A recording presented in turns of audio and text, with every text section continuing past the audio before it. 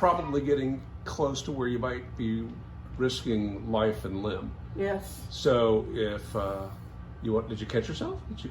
No, it's my fingernail. I caught it on chicken feet or something. Okay. Just be cautious that as you get, especially a repetitive thing like this, that as you get comfortable doing it, that you don't get so comfortable that your mind wanders on you. Right. So. Like looking out the window at the goose. Correct. But drew a slightly larger circle than our final size because we'll be using the disc sander to sand them to size, which is why when I'm cutting on the bandsaw, I'm actually cutting on the line, which is not normal to me. Usually I cut outside the line and then I sand to the line, doing something different, and that's driving me a little bit crazy on the bandsaw. Hey, Scott from MyGrowthRings.com here, and welcome back once again. We're in the middle of a project that we discussed last week, making a number of little candle stands that will be surrounded by hurricane chimneys. These are little glass chimneys that fit over these wooden bases.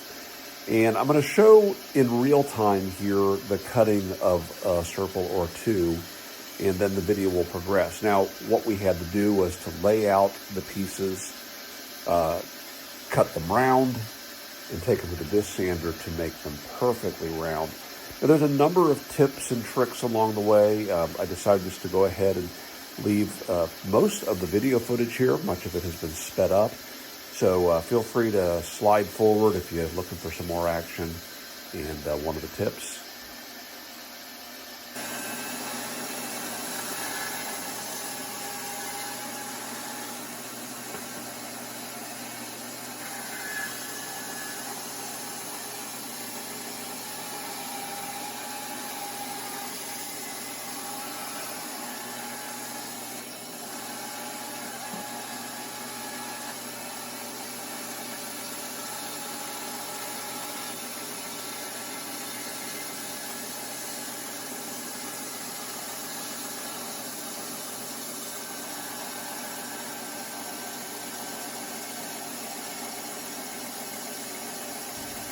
So at this point, you might be asking yourself, why isn't Scott using the circle cutting device that Shopsmith sells for that bandsaw? Or why not just make a circle cutting jig?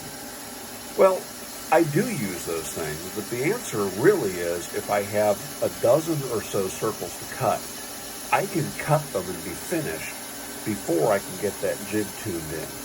Also, I'm going to be sanding them to perfect roundness, so it really isn't critical that they come off the bandsaw perfectly round.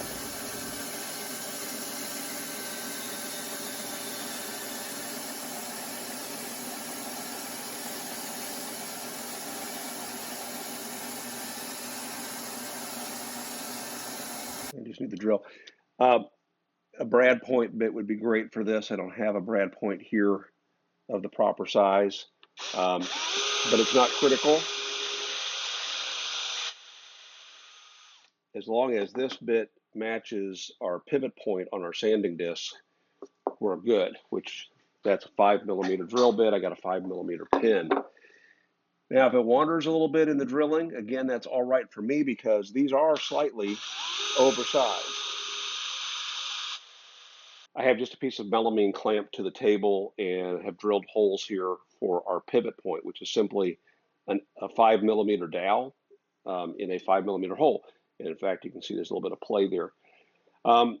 We've got this positioned so that when our board is here, we're supported as close to that disc as we can be. We wouldn't want to position this so it's hanging out in space because we don't want that to grab and possibly tilt the disc.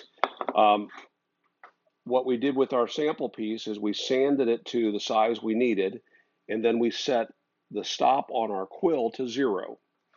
And so now all of these discs should be sanded to the exact same diameter, and that will make them the same size. Have a piece of melamine clamped to the main table of the Mark V, and we've drilled some holes for pivot points, and we're going to position that hole directly over that dowel pin. Now, in our sample piece that we've already sanded to size, after we got it to size, we set this travel to where it would stop at the 0 depth on the quill stop. And that's something that we would use normally when drilling, but it works great when sanding. Now, as we sand this, we're going to be creating a fair amount of sawdust. So, of course, we're running a vacuum here. But additionally, a product like that comes in real handy, which is a crepe rubber abrasive cleaning stick. And there are some tricks to using these, but especially with the disc sander here, what we don't want to do is come in right here because that's going to want to grab the stick and pull it down, potentially even taking the stock or our hand with it. I tend to use it up here at 12 o'clock, and then even then, I'll hold it at an angle. So as I'm approaching this, there's no chance it's going to grab it. If I held it this way, it's quite likely it's going to grab it and throw it. So this goes something like this. So let's make a little bit of sawdust here, and then we'll clean it up.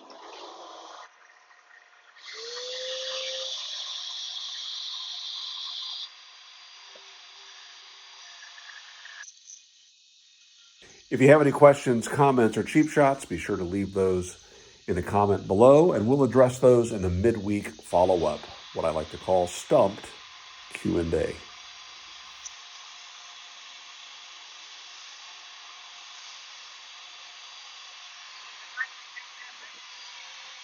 What? Yeah. Oh, for a second it did. So this spot right here was where we were using this yesterday without the abrasive cleaning stick, and it's already really started to impact that sandpaper with little particles of sawdust and resin from the wood.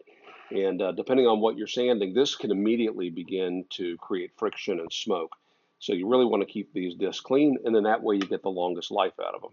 So we were just talking, if this had a miter bar on it, we could slide it and that pivot point would remain the same distance no matter where we positioned it. Or if it was flush with the front edge, or if it had a lip on it that rode along the front edge. This is just a piece of melamine. It doesn't have that.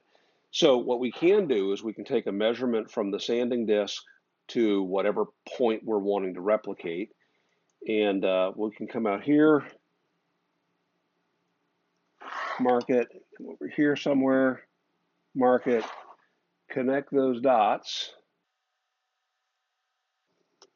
like so. And then as long as this doesn't move and we can drill holes along here to reposition our pin to get us to a fresh spot on the sanding disc. So we'll come about here and we'll come about here. Ooh, brad point would really be nice. Now, one other thing is I can have this quill lock so loose that when I let it go, it wants to snap back. I tend to like to have some friction on here, so if need be, I can let go of the lever. But as I'm moving in, I can focus on spinning. When I get to the end, I'm at the final depth. Right. There's still some play in the dowel pin to the wood and the dowel pin to the particle board. So you can, with both hands, as long as this is at its final spot, you can put some pressure against the pin, pushing it towards the disc, and get a nice smooth surface. As you're sanding to this final size, you may get facets in it, where it stayed in one spot as you're moving your hand. That's okay, as long as when you're done, you're getting a nice smooth finish. It's really that last pass that matters most.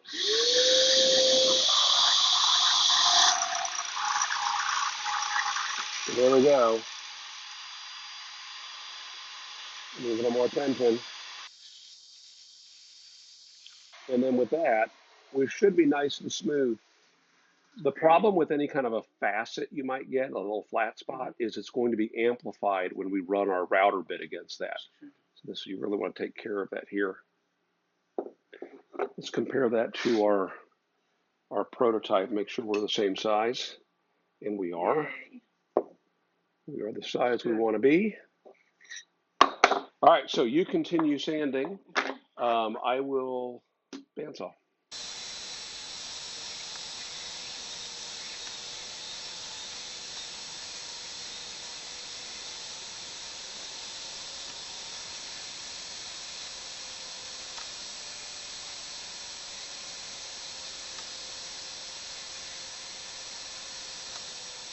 Okay, so you've sanded a couple of them here.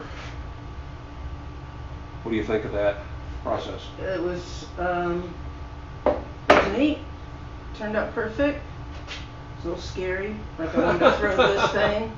But yeah, it's fun. It's small learning curve, but it's good. It does get a little unnerving. Yeah. But you're getting Just a tiny bit. You're the right size, so that's Yeah, good. yeah. You know, the thing that we're concerned about with the size here is if we get too large because of the way we're routing and leaving a little bit of a step or a rabbet there for the chimney to fit over. If the discs are too big, then that interior tenon becomes too big and then they won't fit.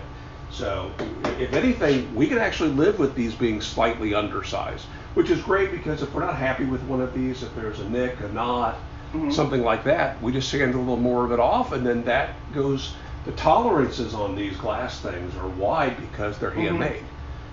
So we don't need to kill ourselves to make these perfect. Yeah. See, I'm learning. Yep, it's good.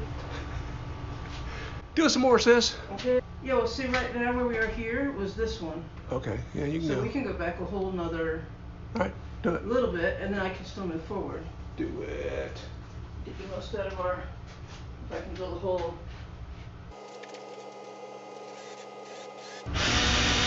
Right, you're good. Don't go through my table.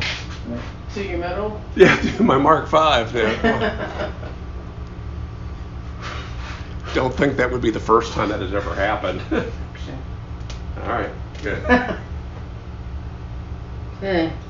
So you're not in the hole that I drew that was. No. I'm on the other side of it. All right. So this should, yeah, we're right there in the box. Cool. Somewhat. All right. Back.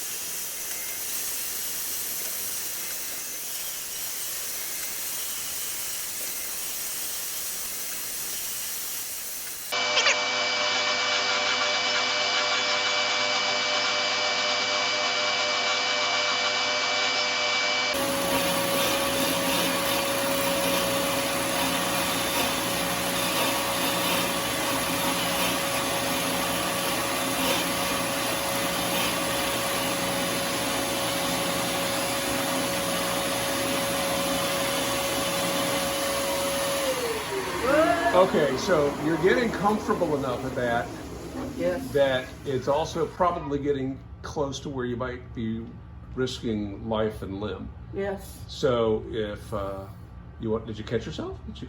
No, that's my fingernail. I caught it on chicken feet or something. Okay. Just be cautious that as you get, Yeah. especially a repetitive Yeah. thing like this, that as you get comfortable doing it, that you don't get so comfortable that your mind wanders on you. Right. So. Like looking out the window at the goose. Correct.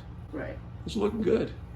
Feels good. So we switched to a slightly coarser abrasive, and that's helping because we've got such a large amount to sand off. If this were softwood, not a problem at all. But with this white oak, it's just too much work to do with.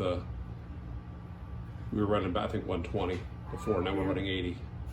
Yeah. Okay. Much better choice. All right, continue. I need to know a little bit more on this one.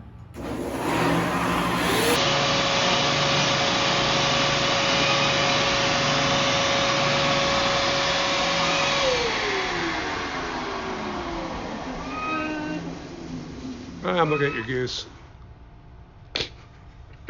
Goose! Goose! He has his name. Yeah, they do look good.